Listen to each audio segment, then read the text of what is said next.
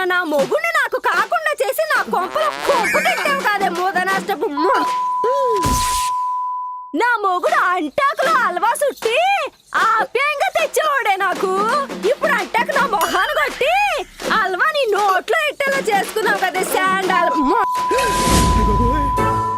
రూపాయి రూపాయి కూడెట్టి కష్టపడి కట్టుకున్న పెగిటిలు నీకు పెట్టాడు. పొల్లెట్టు కొడితే పడిపోయే పూరి గుడిసె నాకు తగలెట్టాడు. ఇదంతా నువ్వు పెట్టిన మందు వల్ల కాదటే రా బంధు గొంతు. అమ్మో అమ్మో నా పసాని పిడకల కోసం కుతంత పేడ కావాలని తట్టట్టుకొచ్చి నా మొగుడిని తన్నుకుపోయావు కదే తడికిల చాటున రంకు సాగించే బజారు.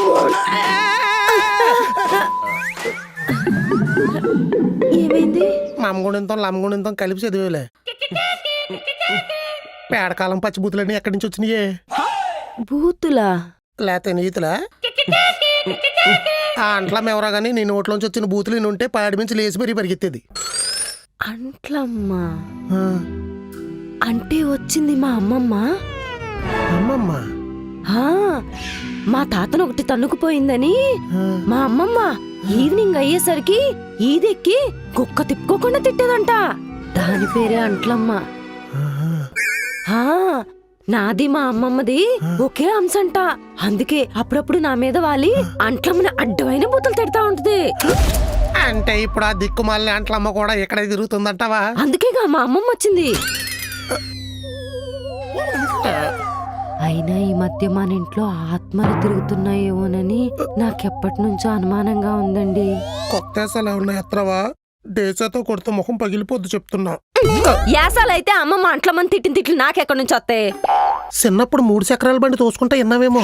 వినాలంటే అప్పటికి నన్ను కనాలి కదా. కనలేదా? నేను పుట్టక ముందే అమ్మమ్మ ఫోటోలో దూరేసింది.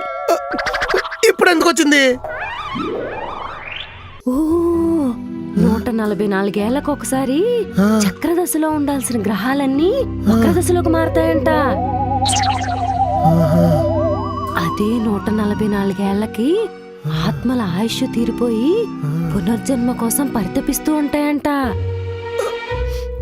అంటే ఇప్పుడు ఆ 144 ఏళ్ళు అయిపోయి ఆ అంట్లమ్మ మీ అమ్మమ్మ కలిపి నా కొంపలో తిరుగుతున్నారట్టవా?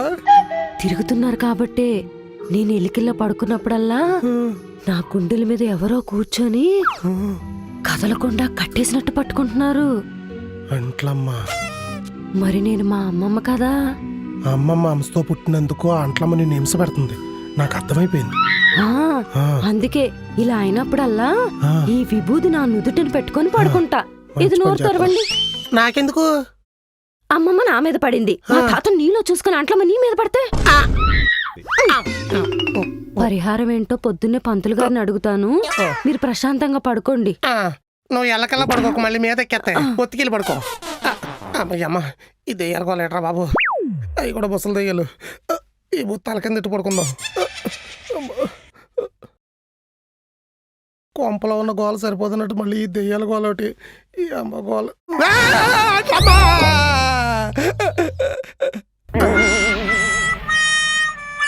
నీ అంకమ్మ పొద్దున్నే లేచిన తర్వాత మొహం అద్దంలో చూసుకుని బయటకు రావే. నిద్ర మొహం దానా? మర్రోళ్ళ మొహానికి అంటించినట్టు ఎదవ జుట్టు నువ్వు జడుచుకుని చచ్చా. అంత భయం ఎందుకు? ఇంట్లో మనుషులుగా తిరుగుతారు. మనుషులతో పాటు మీ అమ్మమ్మలు అంట్లమ్మలు కూడా తిరుగుతున్నారు. అందుకే నువ్వు కొంచెం మనిషిలా రెడీ అయ్యి తిరుగుతా ఉండు. అంట్లమ్మ ఆ పేరు చెప్పి రాత్రి అంతా మీ ఎక్కడ మెట్టలు తెప్పించింది. ఎంకమ్మ నవ్వుడు పందుకు పుల్లకి పళ్ళు తొంకుని బ్రెస్కి తేడా లేదంటే నెవరేసి దోళ్ళ నవిలేస్తున్నావు. వెళ్ళి బాత్రూంలో తొంకో. వెళ్తాలే గాని కాఫీ కలుపుకుంటున్నావు కదా, అదే చేత్తో ఒక కప్ కాంప్లైన్ కలుపుబా. బ్రష్ చేయగానే వేడిగా ఏదో ఒకటి లోపలికి వెయ్యాలి. కొంపలో ఖాళీగా తిరిగి ఒళ్ళకేమో కాంప్లైను, కష్టపడి ఒడికేమో కాఫీ. ఎవరికి ఏది రాసి పెట్టుందో దేవుడు ముందే రాసేస్తాడు బా.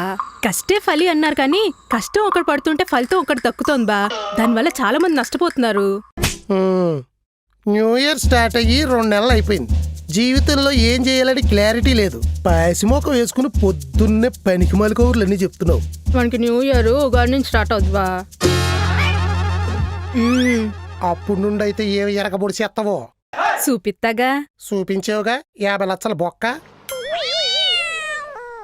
ఈ విషయం నీ బాబుకు తెలిసిందనుకో నీకు వత్తాసు పలికినందుకు ఈ మాత్రం సుత్తేసుకుని బయలుదేరతాడు నా వెనకాల. సర్వం సౌజీమయం, చింతించకు బా, సంతోషం పోద్ది. ఈ పిసి ఇట్లిపోద్ది. అవును బా, మా ఊరికి ఫస్ట్ బస్ ఎన్ని గంటలకు ఉంది? తెల్లారుజామున 5 గంటలకు. ముందేం లేవా? ఉన్నాయి 2 పెద్ద పెద్ద హెడ్లైట్లు. అవి ఇచ్చుకుని బుర్ర మీద కొట్టి చంపేయండి. పొద్దున్నే భయపెట్టి చంపాను. అంజిగాడు మాట్లాడిందంతా అక్కకు చూపెడితే బావ భయపడిపోతాడు అనుకున్నావా? నాకు నీలా తొత్తరున్నదే బెత్తరమొహం. కత్తర్ లేకుండా కామ్గా ఎత్తా పథకం. అమ్మో, నేను నీకు దొరికినట్టు నువ్వు నాకు దొరికావనుకో, నేను నీలా జబ్బలు ఎగరేసుకుంటూ వెళ్ళిపోయి వెంటనే మీ ఎక్కకి పట్టించేయను. మరేం చేస్తావు? పట్టించేస్తా, పట్టించడు, చూపించేస్తా, చూపించడు అని బ్లాక్ మెయిల్ చేసి నిన్ను నా వెనకాల కుక్క పిల్లలా తిప్పుకునేవాడిని. ఛా, ఈ ఐడియా నాకు రాలేదేబ్బా. దెబ్బకి నేను ఈదుకోకని చేసేద్దును. ఎందుకు వస్తాయే? నీది ఆఫ్టర్ ఆల్ సపోర్టింగ్ క్యారెక్టర్, నాది మెయిన్ క్యారెక్టర్. అందుకే అన్ని ఐడియాలు నాకే వస్తాయి. ఇప్పుడు చెప్పావు కదా బా, నీది ఇంకో సీక్రెట్ ఉంది. అది అక్కకి చెప్పేస్తాను, చెప్పను, చూపించను అని బ్లాక్మెయిల్ చేసేస్తానే. చెప్పి మరీ సెడదొప్పు కొట్టేసి అండాలి పెడదా. ఏమన్నా దీని దగ్గర? అక్క ఎక్కడుంది? అయ్యగారు ఎక్కడ ఉన్నారు? బా కిచెన్ లో కాఫీ కలుపుతున్నాడు. అక్క గుమ్మాన్ని గుడ్డ కడుతుంది. గుడ్డ దేనికి? గుమ్మం దగ్గరికి వెళ్ళండి, తెలుస్తుంది. నేను వెళ్ళి అయ్యగారికి రారా అన్ని అయ్యగారు చెప్తానంటావు. గుమ్మానికి గుడ్డ కట్టినంత మాత్రాన ముగుడిని కొంగుని కట్టుకోలేవు మిస్సెస్ కుమారి. నాటకాలు నమ్మాలంటే బోటకాలు చేయాలి మై డియర్ సోదరి. భూతాల మాంత్రికుడు అక్కడ చేతపడి విద్యలు ఒకటి చేయట్లేదు, మిగతావన్నీ చేస్తున్నాడు. మరే నీకు కూడా ఏదో మంది ఎట్టేసి ఉంటాడురా, అందుకే జీవితంలో ముందుకెళ్ళకపోతున్నావు.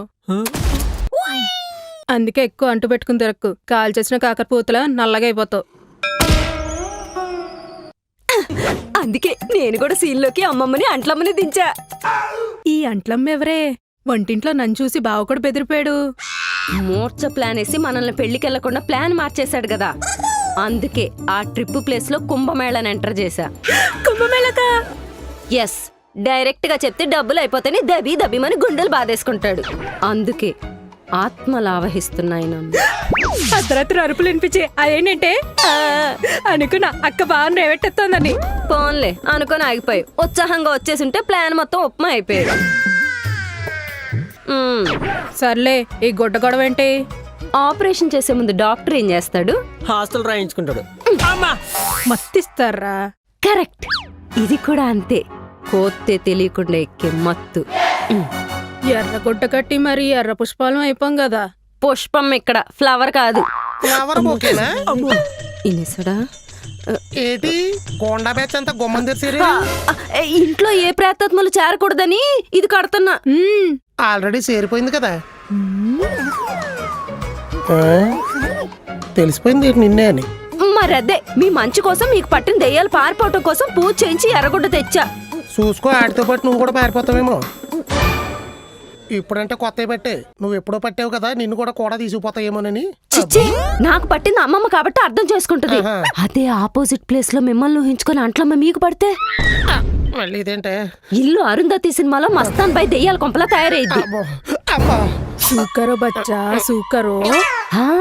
అందుకే ఇంటికి ఎర్రగుడ్డ కట్టి ఓ వారం రోజులు ఇంట్లో ఎవరు ఉండకూడదని గుళ్ళో పంతులు గారి గుడ్డిచ్చి చెప్పారు. ఈ వారం రోజులు వచ్చి గుళ్ళో పడుకోమన్నారా? మా మీద పంచులు ఎత్తే సెటర్లే ఎత్తాం, దెయ్యాల మీద ఎత్తే బ్లడ్ వామిటింగ్సే.